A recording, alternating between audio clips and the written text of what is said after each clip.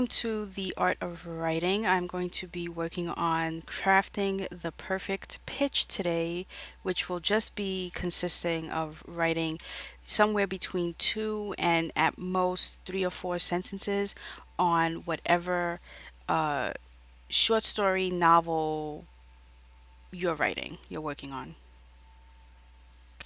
So, to begin with, I want to start by saying, like, this is for a competition that's the creative short story competitive workshop. And initially, this was supposed to be logline versus logline for round one, but I realized that that's more for screenplays, and a lot of times I will borrow from screenwriters and apply it to my writing with short stories and with novels. But there is an equivalent to what screenwriters do with their logline, which is just one sentence at like 140 characters or whatever it is for the one sentence. And it's to do a pitch, which a lot of people consider this to be like an elevator pitch that you wouldn't necessarily write down, but that you would actually be able to verbalize to someone in the amount of time it takes to ride the elevator with them. So that's ideally what we're going to be doing, but we're going to be crafting a written one. So it's going to basically be just a 2 to 3 sentence description on whatever it is you're working on. Ideally, I would assume you would know what it is you're going to be working on, what it is you're going to be writing, um, what the topic is, maybe the characters, maybe you have the world already set in motion, you know what the action is, and you know what the conflicts are going to be between the characters, or you know who the main character is, the protagonist and the antagonist. Um, you should have some of that already in the works, already in your mind. While you don't need to have it all down on paper yet, but you should at least be starting to think about what short story you want to be working on, or what novel you want to be working on, or whatever. For me, I'm going to be working on a illustrated novel that's that's called Twin Crossing. So it's an illustrated novel, but it's really comprised of 5 issues, and each issue is a short story. So um, that's what I'm going to be pitching, or working on the pitch for, because I don't have one. A lot of people will ask me, what's Twin Crossing? And I have no answer. So now is the time for me to give an answer. And because I did log lines back in July, I am going to take the same formula, but I'm going to expand on it because, unlike in logline, I can do more than one sentence. And also, there are a lot of rules that are do's and don'ts in a logline that you can do in a pitch. So I'm going to open on um, aside from this window, I'm going to open my notes that I had for that, and I will copy and paste it into this window so you can see what it is that I'm working on and how I'm doing this, because it will be helpful to you. Soon as I find where I did it.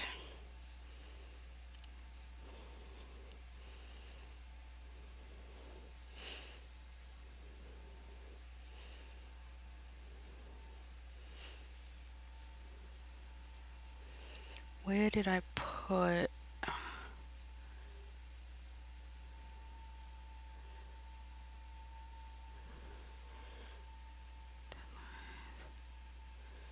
Uh,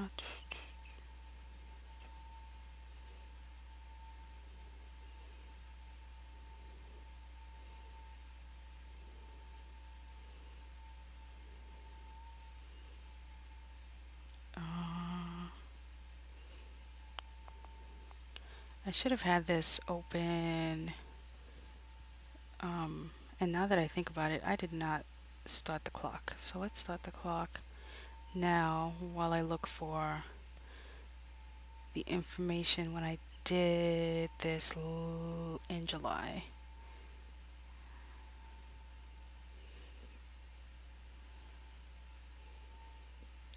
Should ideally be here somewhere. I get rid of nothing.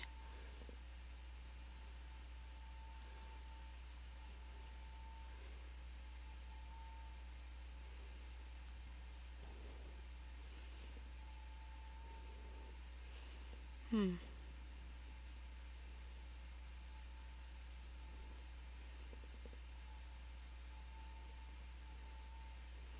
By the way, hello to everyone in the room. I see you guys saying hello to each other. I'm not blind to that. Hello and welcome. Project.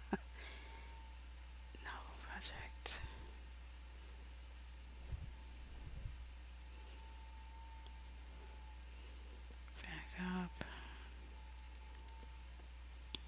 No, it's not here. I don't know what I did with that document. That sucks because it was perfect to have exactly what I'm looking for.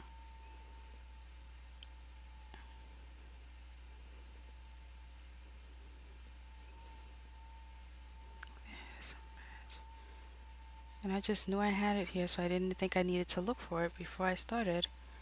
Literary terms and devices. So far, I'm gonna have to do it from memory. Oh no. Nothing can be worse than doing something from memory.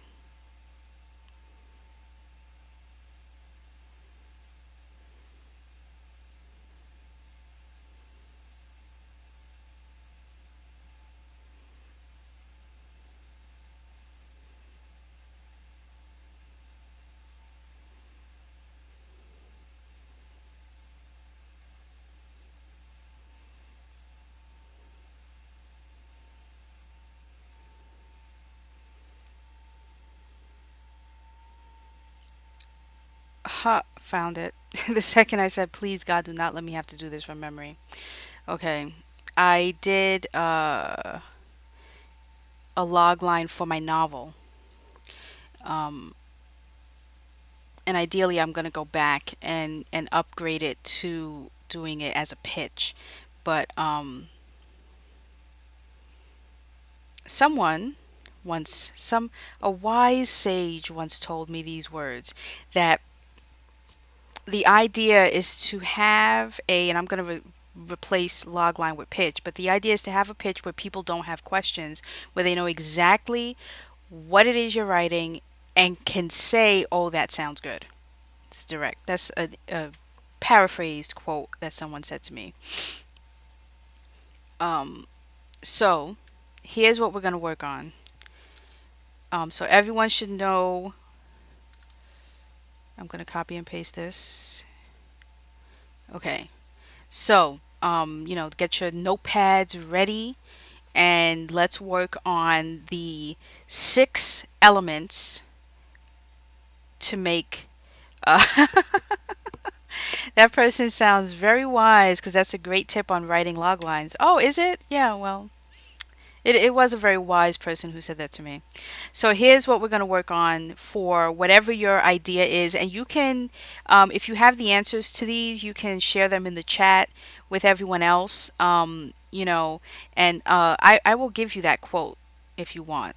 And I will give you who said it too. But keep in mind, just replace logline and with pitch, and you could replace the word novel with short story, with script, with however you want to replace it. But I will put that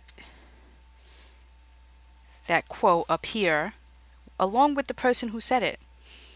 As soon as I create fix that typo,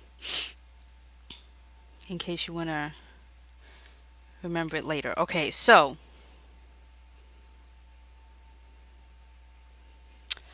as long as it's not more than 5 sentences, Varmani, it should not be more than 5 sentences. It really, I wouldn't even do it more than 3 sentences if possible. Try to condense it down to that.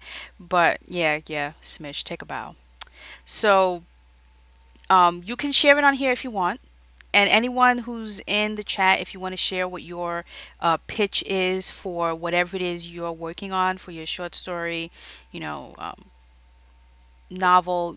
You don't have to be a part of the competitive workshop in order to participate in doing this. So if you have one that you want to share, you can totally share it. Varmani, I don't know if you did it in this way that I'm going to show you right now, um, but this is a good exercise to try and get used to doing, and a way to inject those into sentences. This is just one sentence because, again, this is normally for a log line. So a log line would just be the one sentence. So you would be injecting all of these things, the setting, the protagonist, the problem, and all of these things would fit into one sentence. But like I said, we're going to change it. We're going to tweak it a bit and expand it into 2 or 3 sentences, whatever our idea is. So, ooh, excuse me. So what I did for my novel, and I liked it, so I'm gonna actually do it again when I work on my idea for this series, is let me shrink some stuff so that we're not so that I can stay on one page. Alright, oh, and you guys can see what I'm doing here.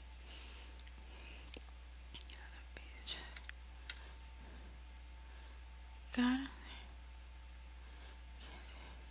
Okay.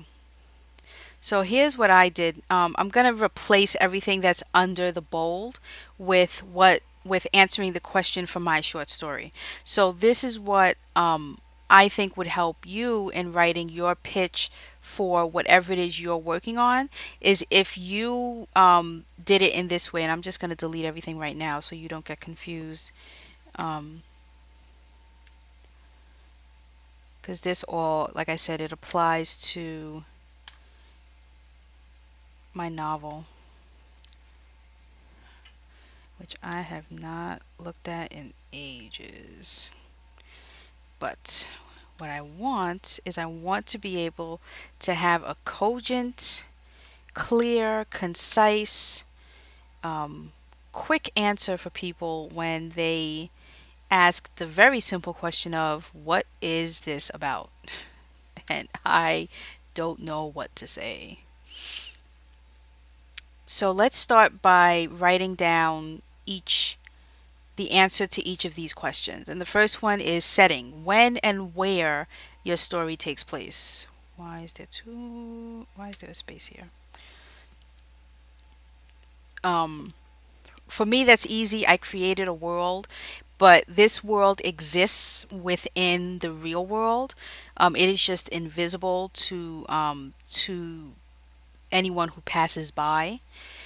Sort of like if you've ever seen Once Upon a Time with Storybrooke, where it exists there, but unless you cross over a certain, invisible line, to you it just looks like a dirt road. But once you cross over it, then you see Storybrooke is in existence there. So that's sort of the same concept that I came up with for Twin Crossing. Twin Crossing is the name of this town, um, and there's a reason behind the name called Twin Crossing, but that's not necessarily relevant for right now. All that is relevant is, why is this not centered? Yeah, my eye picks up on things that are not centered, and I can tell none of this is centered. Now it's centered. So I'm going to put that my setting is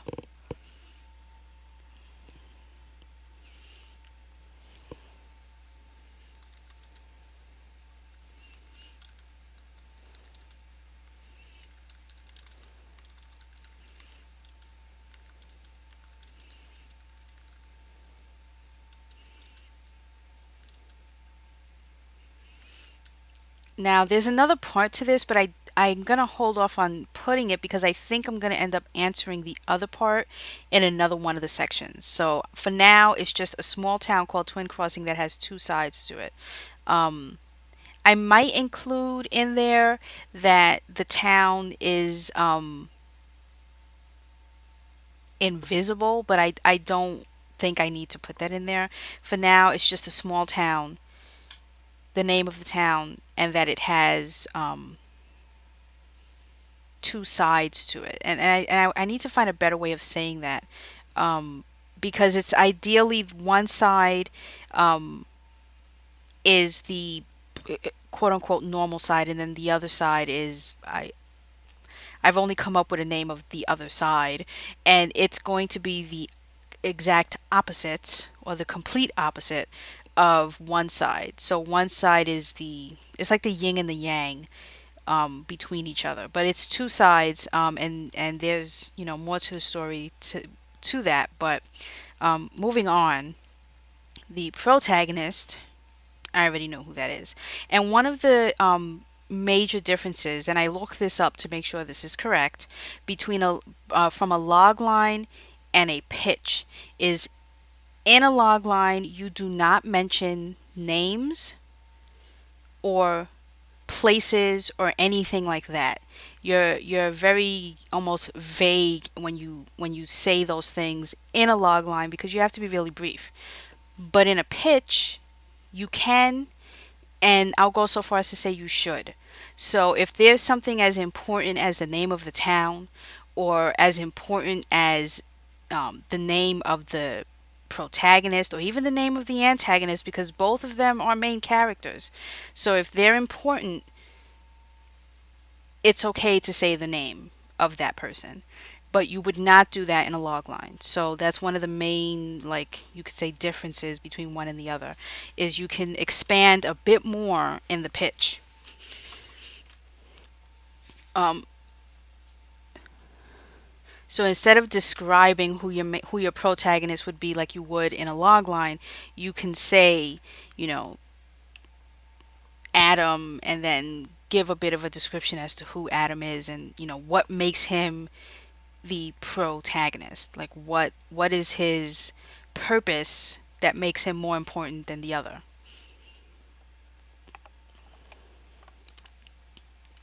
And for me, the protagonist is Otto von Kraus,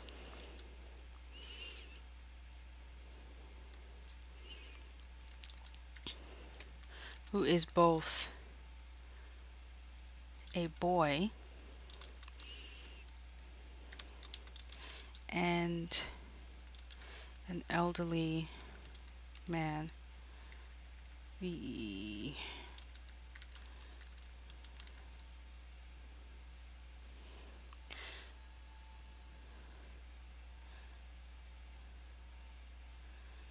um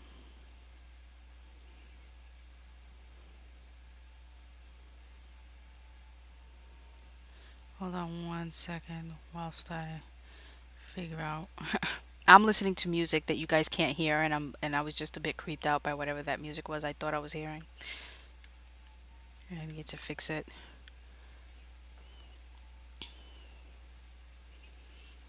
I lost my document. Oh, here it is. Okay, Otto von Kraus was both a boy and an elderly man.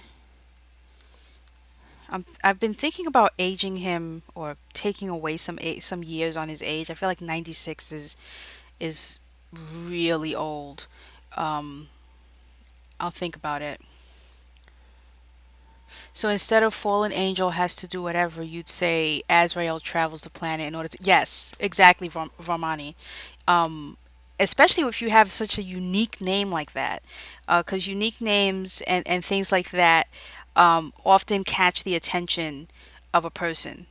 Um, and again, because it's ideally a pitch is supposed to be an elevator pitch, I know that some of the issues that people will have with not wanting to put names like that is because you run the risk of the person reading it mispronouncing it, and in their frustration to mispronouncing it, they might not get what you're trying to convey to them in the story. But when it's an elevator pitch and you're speaking it out loud, then you will pronounce it for them so they will know what it's supposed to sound like. So it's up to you because this one's going to be written down, but ideally it's also going to be one that you would speak out loud to a person if you feel the name of the town or the person or the thing is, whether it's pronounced correctly or not, will harm the person getting the story you're trying to tell them in that brief amount of sentences. If it's a name like Jeremiah, or in my case it's Otto. There are very few ways you can pronounce it that would be difficult.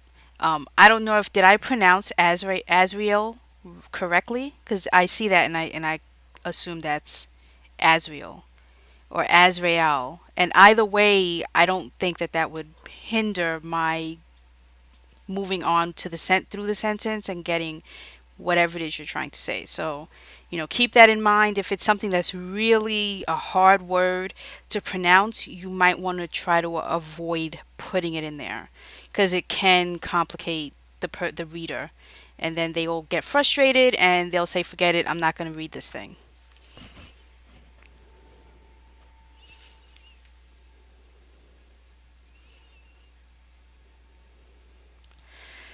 Um,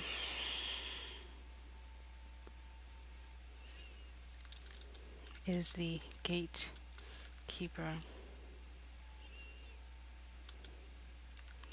between both sides?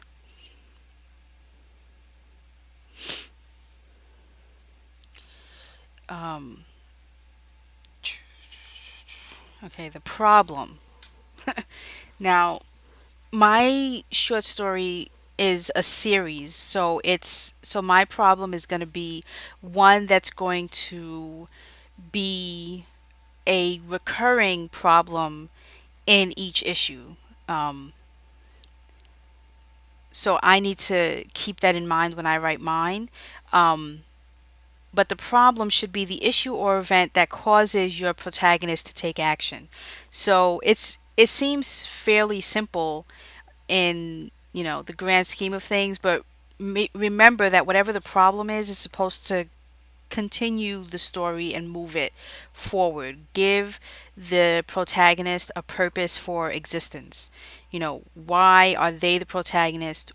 What is this problem that only they can solve and only they can carry with them to the end, whether they solve it or not?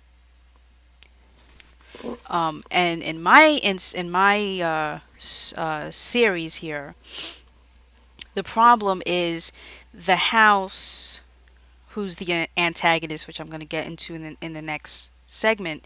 Um, the house is ideally um, splitting people, and I'm glad I'm actually doing this pitch because I didn't think of it till now. Um, I feel like something should be happening to them when they're missing their other half, and I never thought of that until just now. But just having the house splitting them, and they're not feeling that, doesn't help the story. So I feel like I need to put that in there that I didn't think I needed to before, but that would be um, ideal. And I thought of it because in a later short story, I have an issue with a sick child. And I think that would help to answer that when you're split from your other side, um, something that you may not realize that's the reason, but something in your life or someone, it's misaligned because you're not whole. But the problem is that in order for the house to survive, it has to keep finding and bringing basically to it or to twin crossing whole people and then splitting them. And with every split between one person on one side and then one person on the other, the house can continue to thrive and exist. Um, I feel like I need the house to have a beyond existence. I mean, no one wants to die. So for the house, yes, that is a sentient being, but for the house to simply want to do this for the sake of survival. I feel like I need something deeper than that, but for now, that's all it really is. That the house does not want to crumble and die, and in order for it to maintain living, it has to split the person. I mean, I could have, well, I've thought of a cheesy reason for it, but I need to tinker with that a little bit. But the problem for, mine, and you can, write down what your problem is for yours. And notice I'm keeping each of these answers to one sentence. Try not to be too wordy in each of these because eventually we're going to go back and condense so that six sentences can be told in two or three sentences. How are we doing with time? We're doing great, actually. Uh, the problem.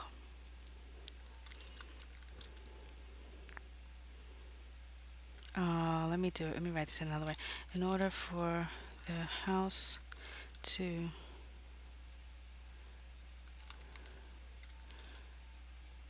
to to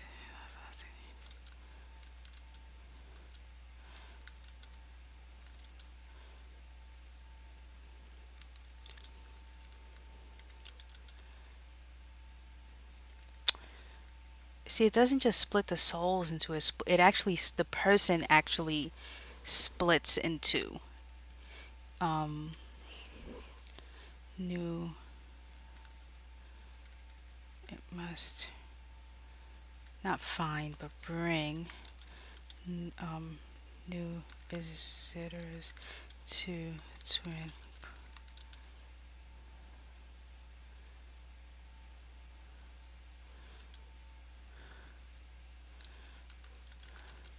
That's a pretty odd sentence, but it's about as good as I'm gonna get at the moment. I'll think that through again. Um,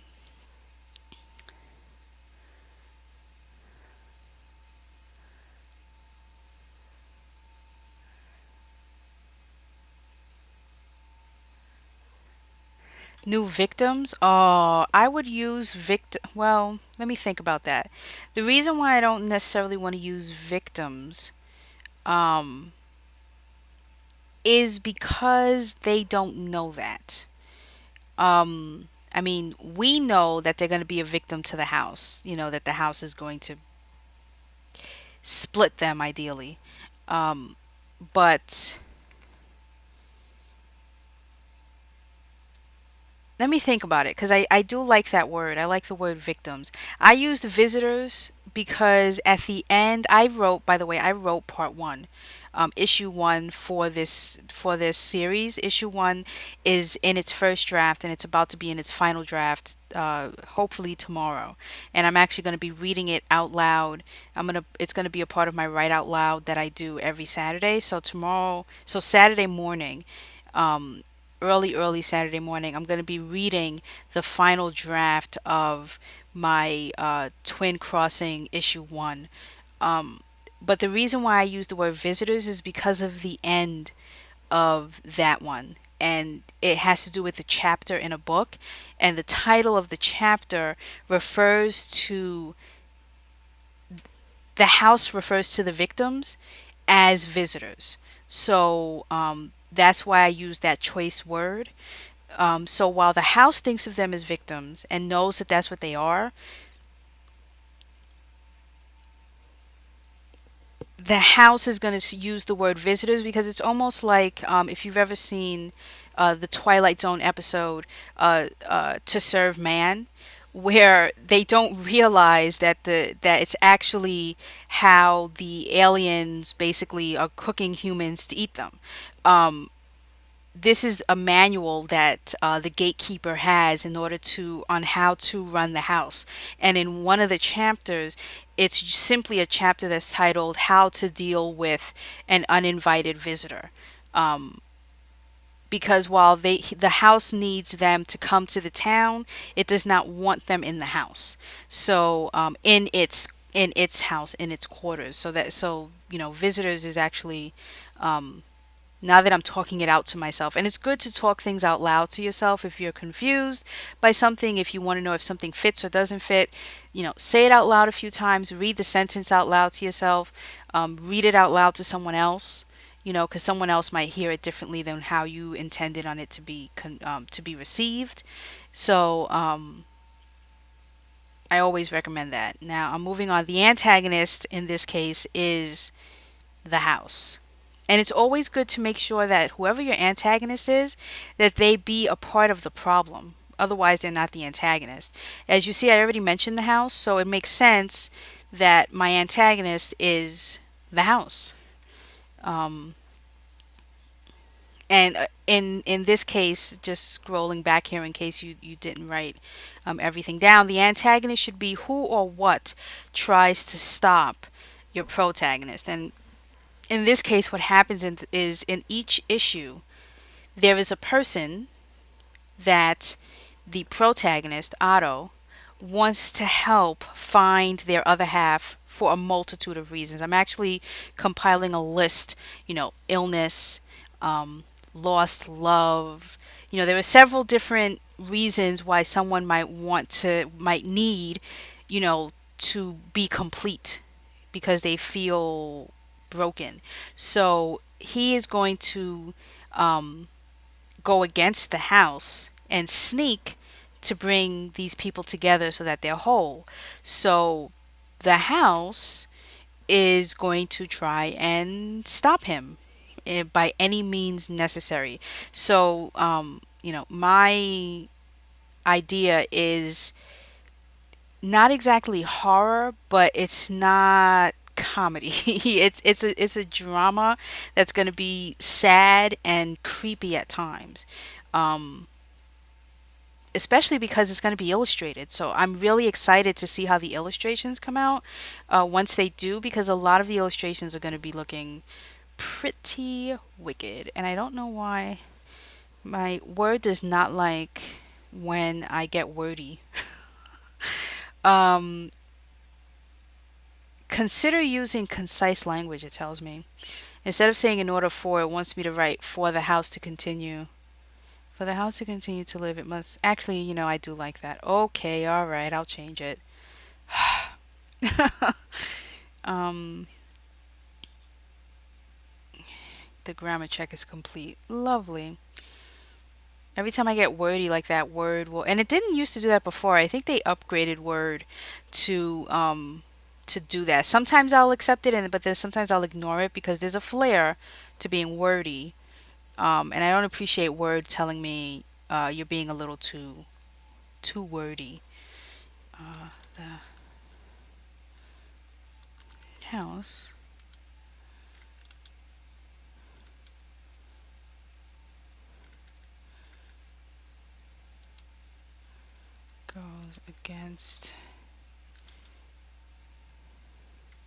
goes against or fights against. Does whatever it can to prevent the gatekeeper bringing two halves.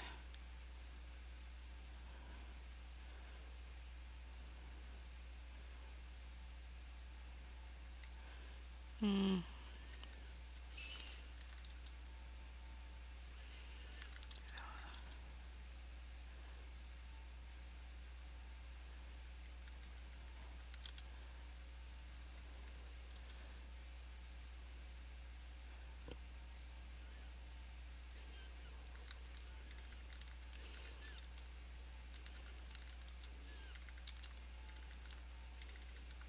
Oh my God, what am I writing?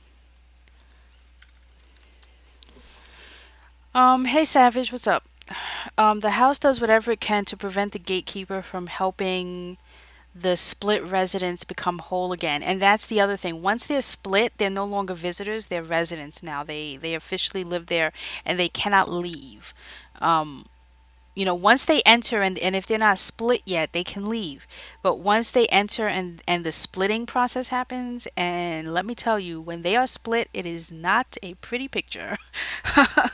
um, is really, I want it to be as gross, and I'm excited to write it because I've never actually written something gross or creepy or scary before. So I'm excited to get to describe what the splitting of a human being is like when the house splits people in two. Um, but once they're split, then they are officially residents of Twin Crossing. Um, and I've already come up with silly ideas on, like, people who are readers of Twin Crossing. They can decide if they want to be a visitor or a resident. Because some people might think it's cool to have themselves split in two and might want to be a resident, while others might be like, hell no, I'm going to be a visitor. I don't want to stay. No way, you're not splitting me. Okay, so now let's do the conflict. The major obstacle, difficulty, or dilemma your protagonist faces. And this is the part that I need to figure out.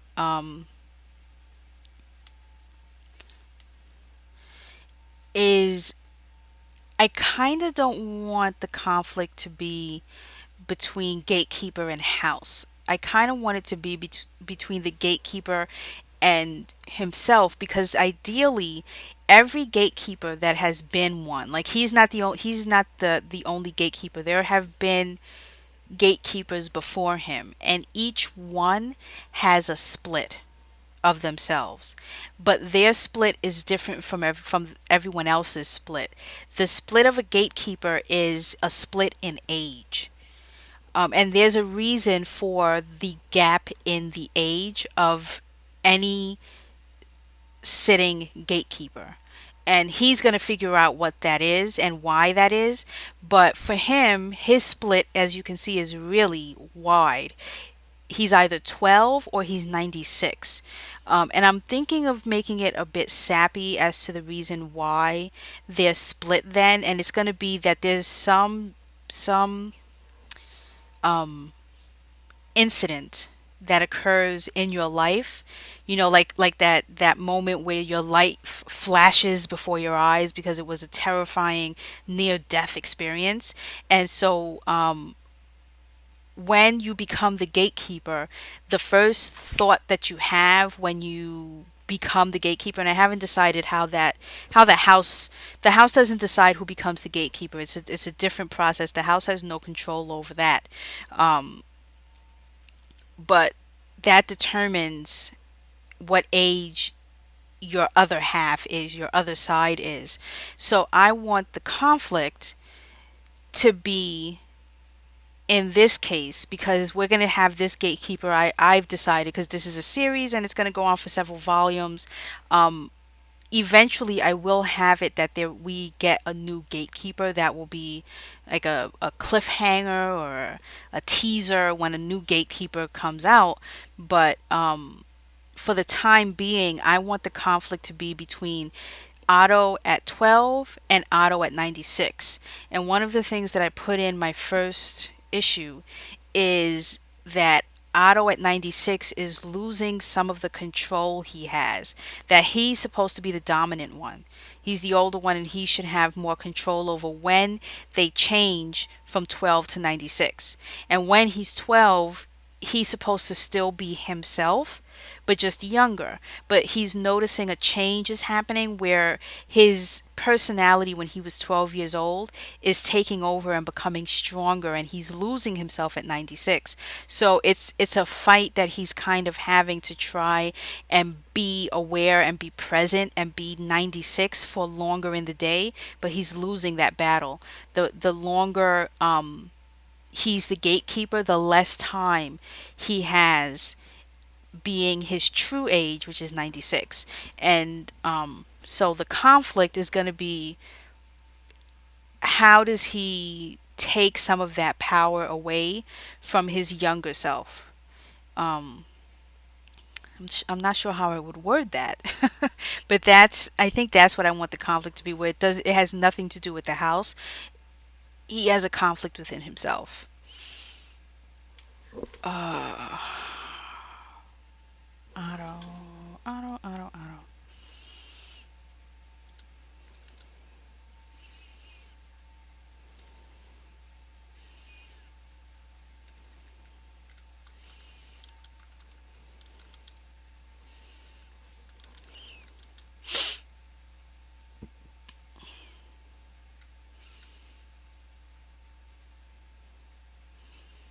He's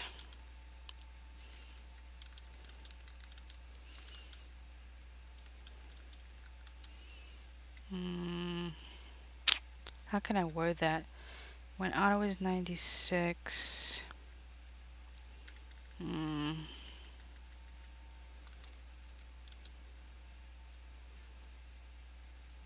mm, 12-year old.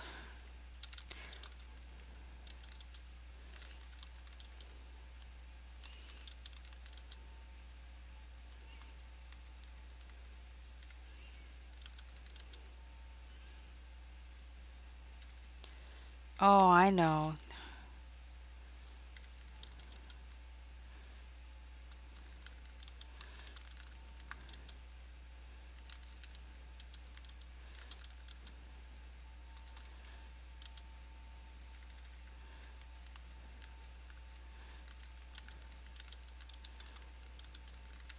I like that better. Where his 12-year-old self wants to be 12.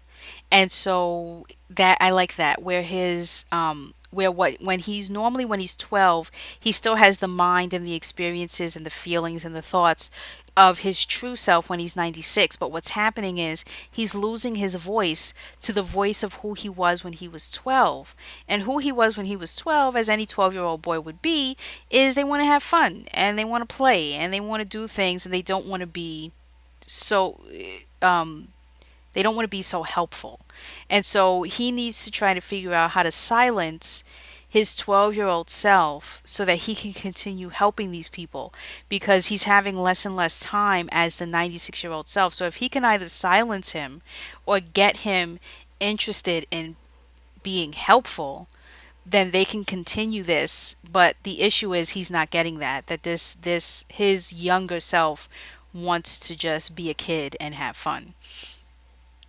And it's a major obstacle that's in his way, aside from the fact that the house is alive and actively trying to stop him as well, and also trying to split more people. So not only does he have to bring, those that are split together, but he also has to prevent any visitors from who come in from being split themselves. And there's a lot of history and backstory as to the first gatekeeper who witnessed a splitting, because gatekeepers don't see that, they're not a witness to that. And there's a lot of things that he knows and that he doesn't know. There are journals, for instance, that previous gatekeepers have written and have kept journals on of details of how what it was like when they were a gatekeeper that he's currently reading. So I'm having a lot of fun because I get to write these characters from like the 1700s and 1800s and write their voices in journal entries. And I love writing things that are journal entries. I find those things very interesting. Yes, I know you want hyphens in the 12-year-old. Put them. And in the 96-year-old. Yes, yes, yes. All right, and last but not least, and I don't want it to go to the other page. Let's see if I can make it come back up one. Yeah, okay, is the goal. The goal. Let's see. The goal should be what your protagonist hopes to win, achieve, find, or defeat. There are several options there. Um, so for me, it would be what Otto hopes to achieve and or defeat. I haven't decided yet if he wants to defeat the house or if he just wants to achieve the satisfaction of knowing that he helped these people. With each person that he helps, um, he feels good, as any person should. So, but does he want to kill the house? Because every time he brings someone together, the house dies a little. And there's a very important implement that will detail how the house, when the house is thriving and when it's dying. And there's a cane, and the gatekeeper is always in possession of this cane, and it's what makes the gatekeeper. It's almost like the key, but it's a cane, and within the cane is literally a living tree is housed inside this cane, and the tree blooms and looks beautiful and full when the house is, a living, breathing, powerhouse of a thing. But at the end of the second issue, when the first joining happens of two halves, leaves start falling off of this tree within the cane. And that's how it symbolizes when the house is dying a little. So, does the goal that he wants, that my protagonist wants, is to kill the house? Because ideally, he's kind of, the way the house is surviving by these people being split. The gatekeeper, in a way, is surviving because he's the gatekeeper, and there always needs to be one. So as long as, no other person comes along who's a good fit to be the next gatekeeper, it's him, and he kind of knows that. So I don't know if making it that his goal is to kill the house, if that's the right goal. I mean, it's a simple one for him to just be happy bringing people together, that he wants to achieve that that satisfaction of doing good, of being a good person. Um, I don't know if that seems too simple for such a complex story. Hmm. These are thoughts. these This is why it's good to like say these things um, out loud, because then it helps you to figure out what works best. Um, hmm, I don't know.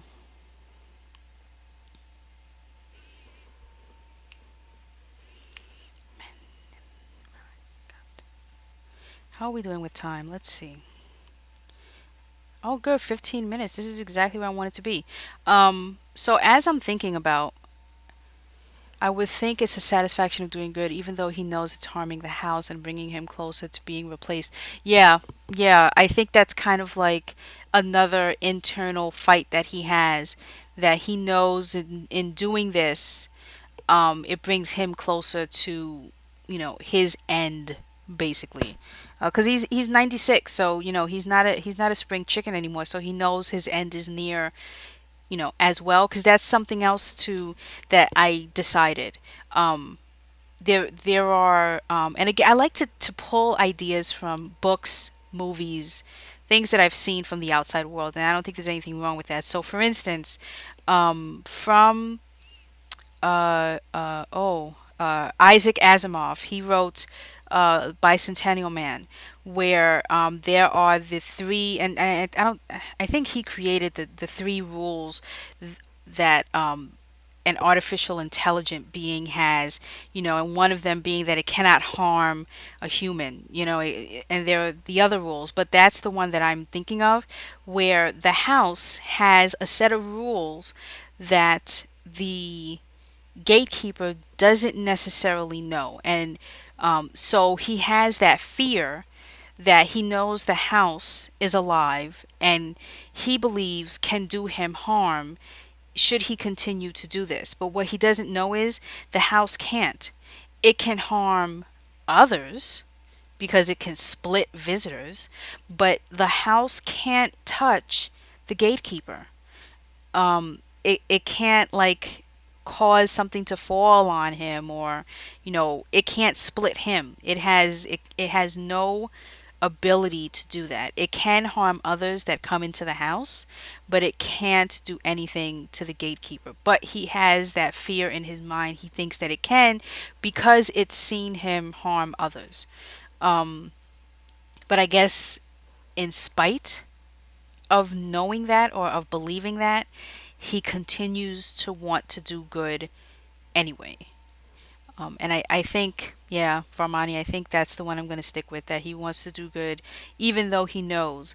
Um, and I was thinking about in like volume two, if, once I get to the point where there's a new gatekeeper, which wouldn't happen until probably volume three or four, is if he's going to be actively trying to find the right person, where he'll be the first gatekeeper that kind of picks the next one, because that never happens. Um, is for good men to do nothing. Yeah, I've heard that. Edmund Burke said it best: the only thing necessary for the triumph of evil is for good men to do nothing. Right, and he's a good guy, and so he wants to do something. Um, so that's going to be the goal. Why do I have a different font?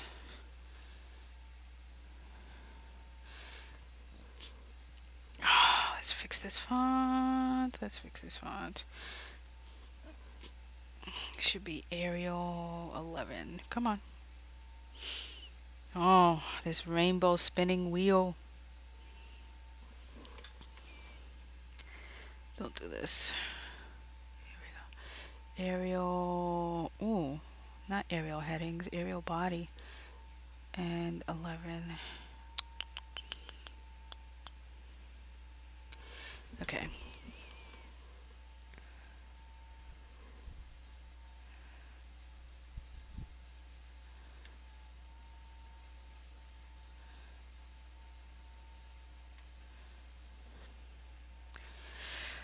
What?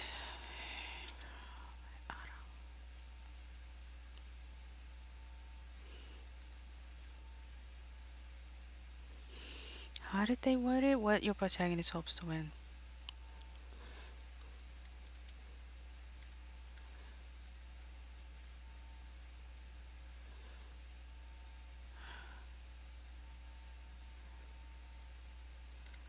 I'm just gonna reuse the same words. Hopes to achieve this.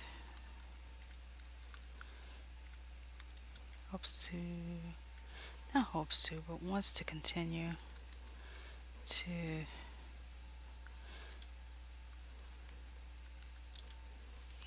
this.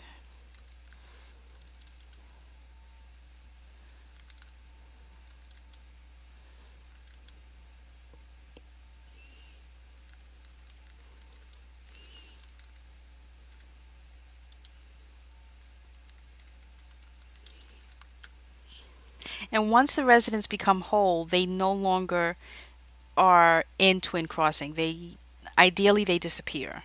Um, we're to believe the reader on the outside should assume that they return from whence they came when they accidentally arrived in Twin Crossing. I don't intend on ever going into where they end up, or where have they gone. You're just supposed to. I mean, I'll kind of do it when I take you through the process of of a visitor becoming a resident, and then eventually them being made whole again and then disappearing, because I'm going to show you where they were when they ended up in Twin Crossing, how that happened, how the house is pretty powerful because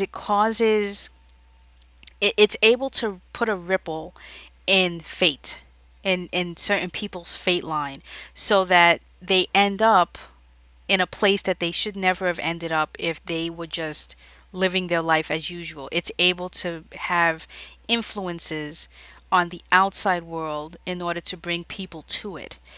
So I am going to take a character that I create, and show you before they get to twin crossing, once they get in and they become split, and then a couple of issues later, Otto will bring them together, and you will hopefully remember who they were and where they were before they got to the house, and your assumption would be they went back to that life, to that, you know as if they never left it, ideally, where it'll almost be like a dream that all of that happened.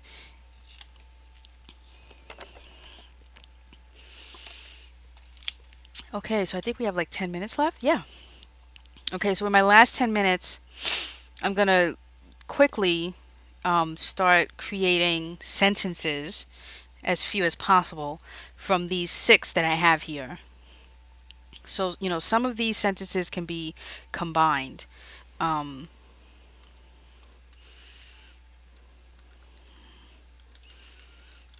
so, you can't see this, but down here, I'm going to start making sentences, pitches to choose from, and I'm going to take them from these six here. And it's always good to have multiple ones, maybe two or three, and try them out on friends and family. And if you want, you can totally share them within Discord. Sure, totally. Anyone who's there, if you want to share your pitch in chat, you totally can. If you want, I have a Discord. If anyone's here who is not a member of Discord, you can totally go into Discord and you can share it there. I'm gonna try and figure out a way to make each workshop that I work on, and this is not the last time the first and last time I'm going to be working on pitches. I will be doing another hour of working on pitches where you could bring your examples on Monday. So Monday for 1 hour, I will do this again. I will have examples from books that I will show you examples of what their pitches look like, from different, genres. So I'll have one for each of the four genres that is a part of the competition. So I will find um, novels or short stories that are comedy, horror, tragedy, mystery, and show you what a pitch for that book would look like, so you can see what that is, and have examples for yourself. And I will make a document of this available as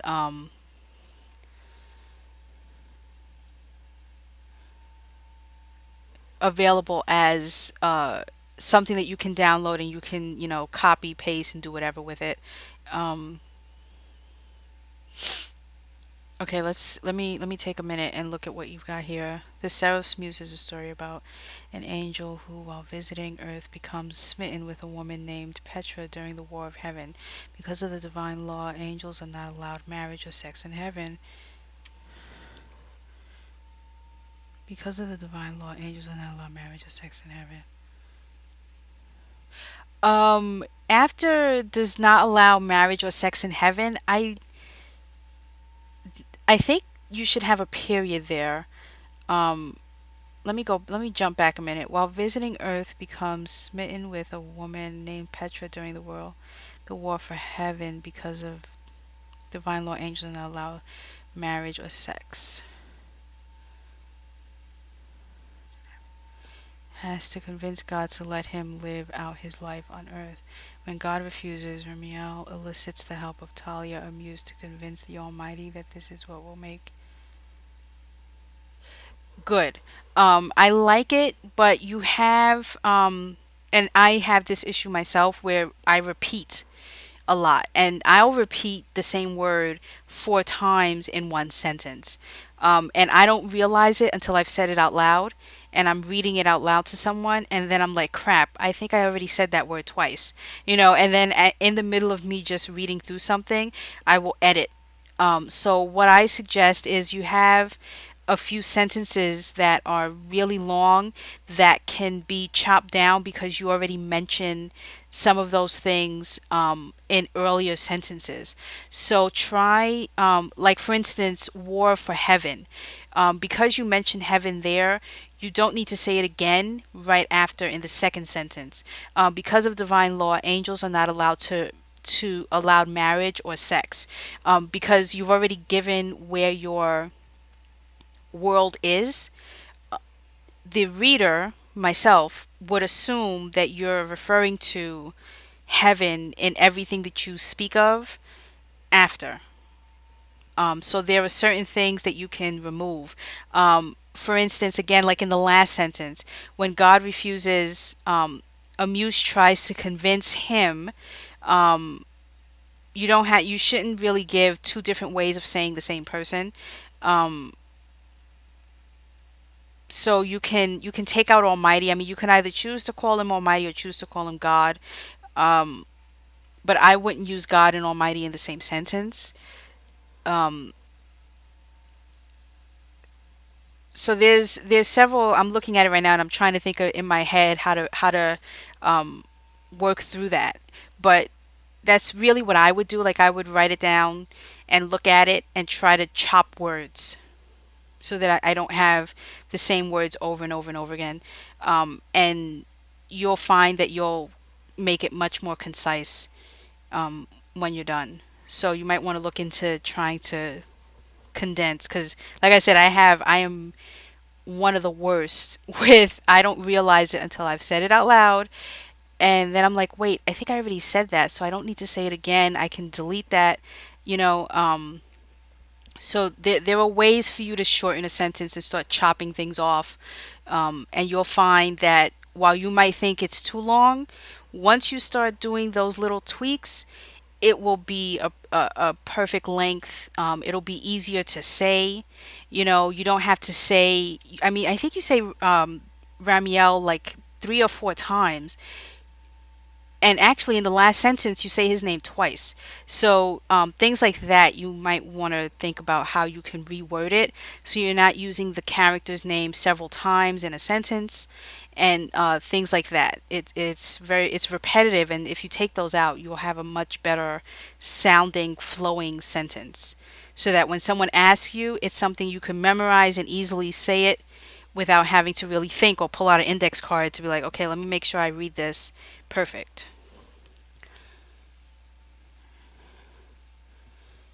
Um, Ooh, with 2 minutes to spare.